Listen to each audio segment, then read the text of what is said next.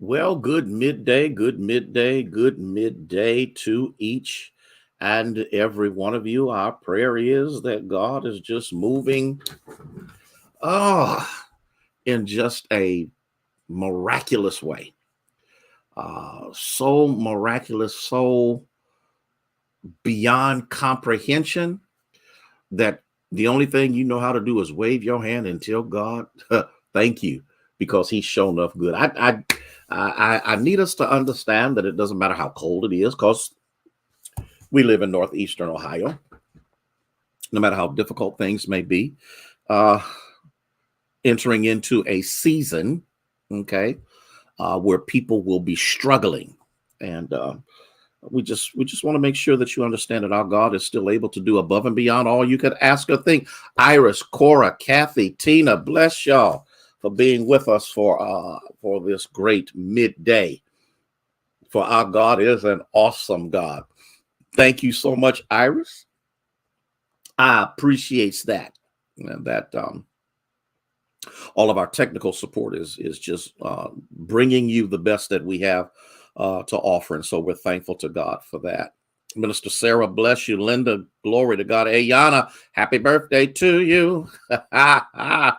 And Rhonda, thank you so much for being with us on today. And again, we are so great. Please share, share, share, share, share, share, share, share, share, share. Share, share, share, share. Yes, do that for me. And I think that'll be just fantastic. Okay.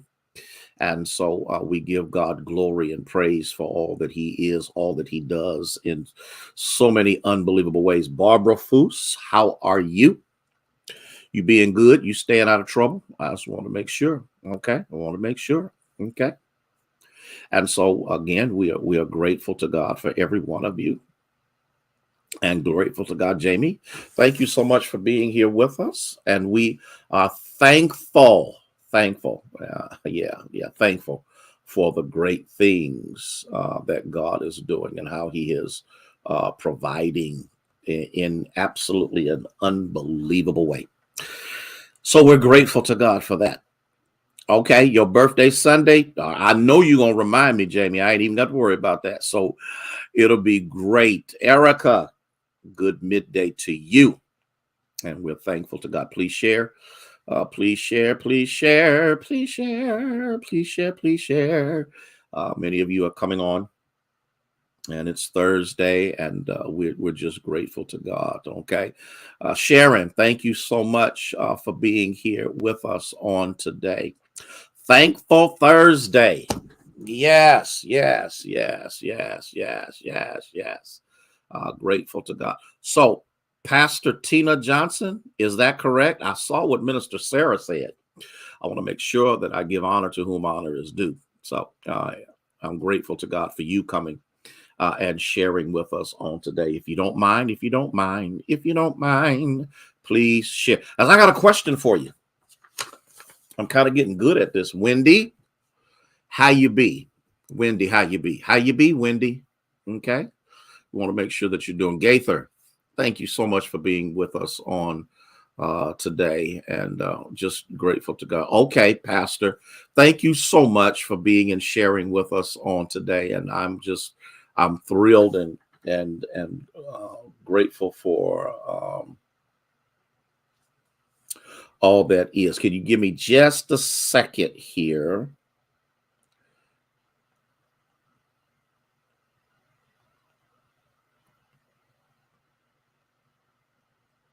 So grateful to God for that. Carolyn Williams.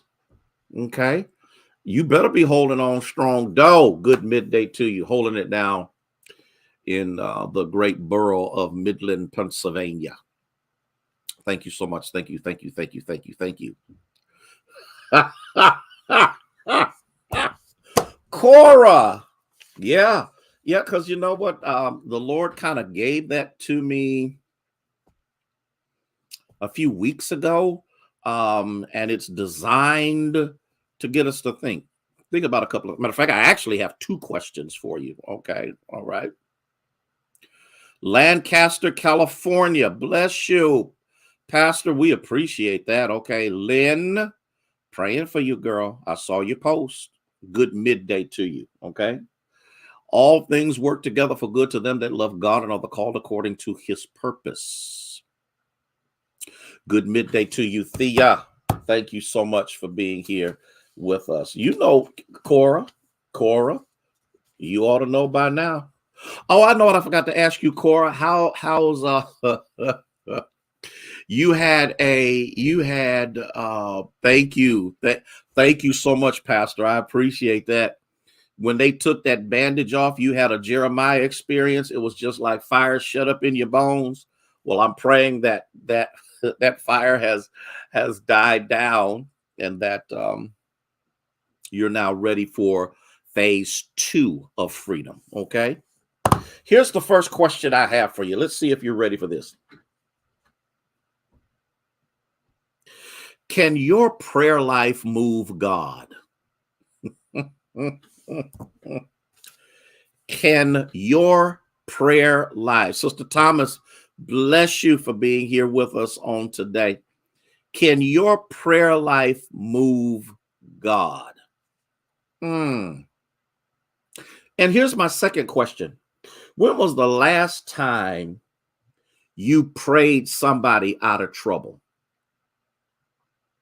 Remember the whole armor of God. Remember, it's prayer that brings us into the presence of God to be able to receive. Remember, I told you everything you need is already present. The key is making sure that you know how to. That's right, Ayana. You know how to access it. It's just a Chaplain Hearns, bless you now. Pee Wee, thank you so much for being with us. What is an access code?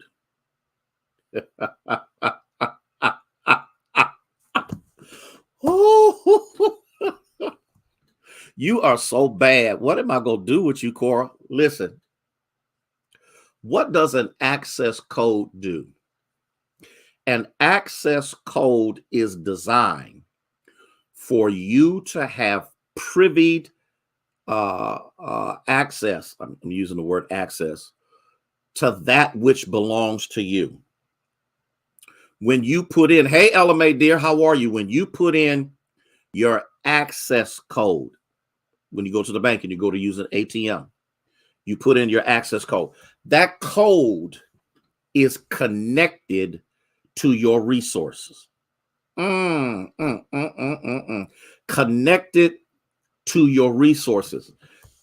What happens when you forget the code?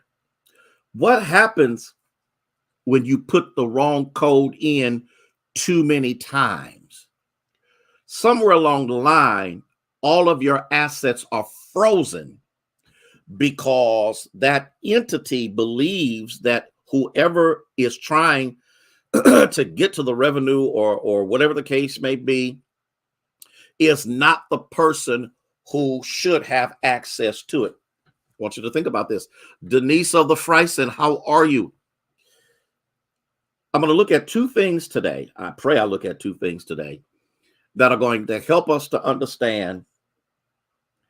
Because when was the last time? I'm going to do it backwards. When was the last time you prayed somebody out of? That's right, Iris. Access will be denied. And then you've got to go through this long process of making sure that the computer or the device or the system, through a series of questions that were answered when the accounts or things were set up that were designed to to authenticate that you are who you are, then you are able to go in and put in a new code. And that new code now gives you access because the old code is rendered null and void. Well, there's something that happened in Daniel chapter 9. And I think we need to look at this because it's overwhelmingly important. It's Daniel chapter 9, verses 1 through 19. Okay. In that, because Daniel understood the prophecies of Jeremiah, he saw clearly that the time of captivity The 70 years of captivity. Winnie, good midday to you. Ida, bless you now. We're just about over, which meant freedom, according to the prophecy, is getting ready to take place for the people of God. Daniel understood. Mary Moss, dear, how are you? Daniel understood that even while in captivity, the Israelites did not always walk or live the way God had called them to live.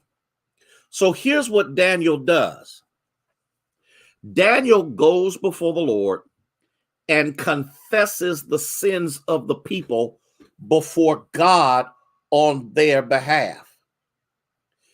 And then he calls God into remembrance of the covenant that he has made with his people, and that at the end of these people's self-inflicted humiliation, that God needs to remember what God says he will do. Now, listen to what I'm saying, because I think this is something that has to be understood. One of the great things about prayer, especially if you know the word of God, is that in prayer, you can hold God to his word. I don't mean that you're arrogant in it and you're all. What I'm saying is you can hold God to his word. Now, here's the thing that's going to mess y'all up more than anything else. Is it that we are holding God to his word, or are we reminding ourselves of what God has already said he will do? First of all, God don't forget. God never forgets. God doesn't need reminders. But can I tell you who does? I wish I had somebody. Mary, who needs the reminder? Daniel has gone before the Lord and said, Lord, you got to forgive. Lord, you got to restore. Lord, I'm waiting for you to take action, because I know you are faithful to your word. Y'all gonna catch this. Monica, bless you. Good midday. I wish I wish I had some folk out here that understands. That's right, Wendy. It's not that God needs to be reminded. It's that in the midst of everything that is going on, every now and then we need a reminder. I need to be reminded that delay is not denial. I need to be reminded that I'm the head and not the tail. I need to be reminded that I am a child of God, because every now and then I have amnesia as to what I claim to be. And I know none of y'all have ever gone through any of that, where you've never needed anybody or any way, shape, form, or fashion to remind you of what God has to say. But when the heat is on and the pressure is going on, every now and then, when you talk to God, I want y'all to hear this, Pastor Johnson. When you talk to God, it is not that God needs the reminder. It's the fact that faith comes by hearing, and hearing by the word of God. And so what you do while you talk to God about what God says he'll do, you are also hearing yourself tell God what he says he will do. And in the midst of telling God, you are also telling yourself, because faith comes from the fact that while I repeat back to God what God has already said, it is reaffirming in my spirit that God will do what he says he'll do. Have you not had to encourage yourself in the Lord? Have you not found yourself in a situation where David was, where nobody loved him, nobody was concerned about him? As a matter of fact, they really wanted to kill him. And in the midst of it all, David had to turn around and encourage himself in the Lord. Because I'm going to tell y'all something. Every now and then,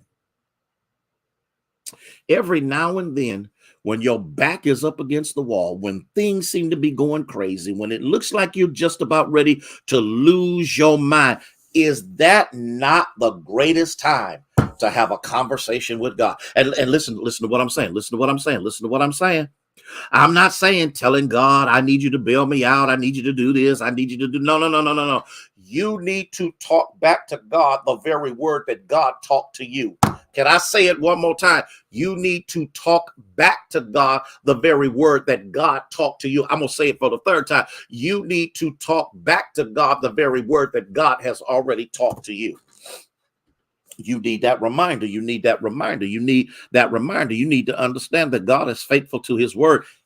Woo, even when I'm not.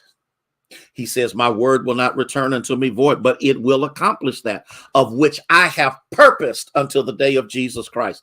I wish I had 5 people that caught what I just said. See, when you get bent out of shape, start telling God, you know what? This is what you said. When you don't have no money, you said, now, Lord, the cattle on 1,000 hill belong to you. And since I belong to you, that means I have access because I've got the appropriate code to get me into what I need. I'm done with y'all. I'm done with y'all because I'm about ready to leap over my desk. I wish I had somebody. See, and here's the thing that you got to understand, and you got to wrap your mind and your spirit around. This ought to be taking place outside of the collective activity of church worship. This is something that should be going on inside of you on a regular basis. Let me see how much time I got. I got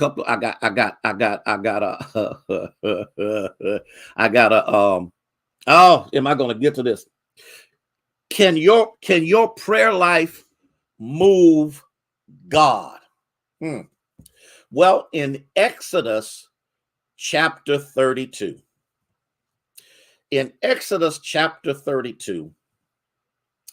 God and Moses have an encounter. And I'm probably not going to get through this whole thing, but I'm going to try to get to at least the beginning of it. God had said, I done had enough of y'all.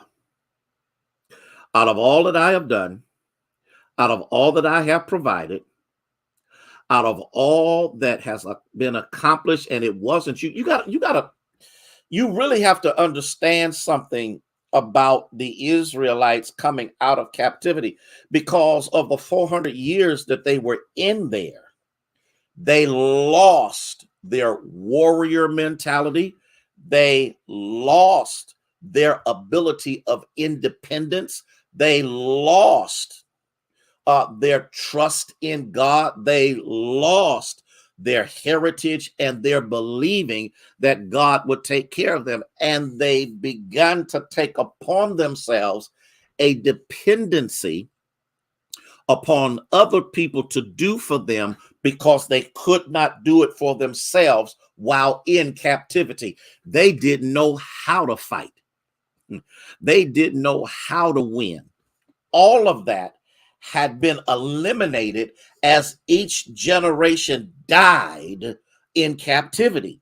So when the last generation comes along, it only understands slavery. It only understands submission to the master. They only understood that when you provided for the master what he stood in need of, then the master may provide for you. And so when Moses and Aaron went before Pharaoh and said that the God of the Israelites said, let my people go, and they did it without spears, they did it without shields, they did it without arrows or bows. They did it because the hand of God went before them, hovered over them, and stayed behind them as their protection. And now they done got out of captivity. And as my daddy used to say, they done started smelling themselves. They begin to go after idol God because, you got to catch this. You got to catch this. There was nothing but idolatry that they were exposed to. But even in the midst of the idolatrous conditions, there was always a word from God that consistently went forth. But here's the problem. It's hard to trust God for deliverance when I'm in bondage. It's hard to trust God that he'll do what he says he's going to do when I have no way of actually taking care of myself. So God liberated them. Can I? And then I'm going to be done. I want to ask a question. Here we go. I want to ask a question. When you were in bondage, when you were broke, when you didn't know what to do, didn't know how you were going to raise your family, didn't know how you were going to pay the rent, the car note, put gas in the car, keep the utilities going, what did you tell God? And then once God elevated your income, provided for you, took care of your children, fixed it so you got a little change in your pocket now, have you kept your word to God? That word when you was broke, busted, and disgusted, have you kept that word? How quick, how soon do we forget who brought us to where we are? The more prosperous we become, the less dependent on God we become. It should be the other way around. The more that God blesses you, the more you should be dependent upon the blesser.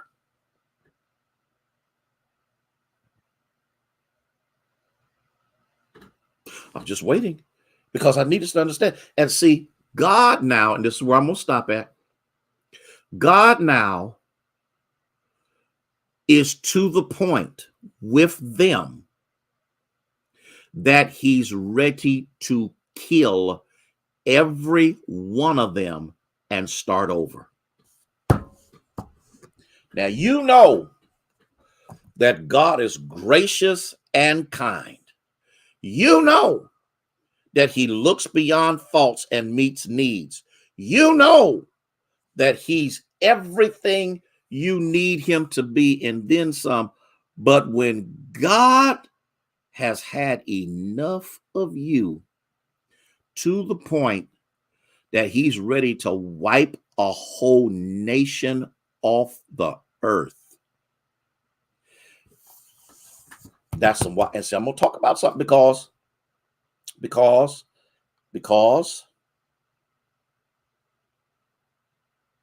Moses's prayer moved God. That's all I'm going to say. I ain't got nothing else to say. Listen, y'all have a blessed day. That stuff I got to get done. I got to get this stuff done. And so let me share this with you again, that on New Year's Eve, on the 31st of December, we will come together at 10:30. We will have our worship. New Year, step out of one year into another and go home. Let your Sunday morning be with family and friends and loved ones. Christmas Eve, the 24th, that's that Saturday at 10 a.m. We're going to have a worship service. We're going to come together, lift up the name of the Lord. On that Sunday, you get to stay home, or you can go visit somebody else's worship, whatever you want to do. This is what we're going to do. The Lord is impressing upon me in my spirit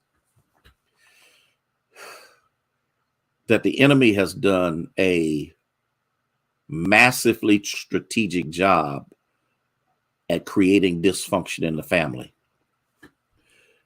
When the family is dysfunctionate, the neighborhood is dysfunctionate.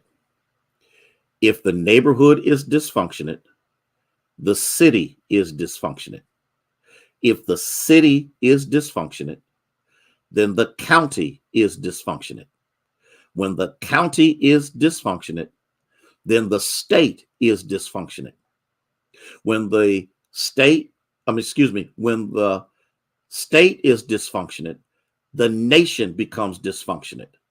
When the nation is dysfunctionate, then the world becomes dysfunctional. And so what we want to do, if you don't do anything else but pick up the phone, call your loved ones and say, hey, we had worship on Saturday. We had worship on Saturday night. And so I just want to say hi. Just want to say I love you.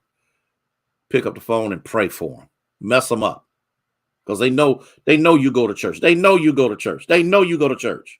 And you can tell them, oh, I've been to worship. But worship has also visited me. Y'all be blessed. I love y'all with the love of Jesus Christ. I'll see you tomorrow, 12 noon. Oh, wait a minute. Tomorrow? Oh, yeah, I'll see you tomorrow, 12 noon.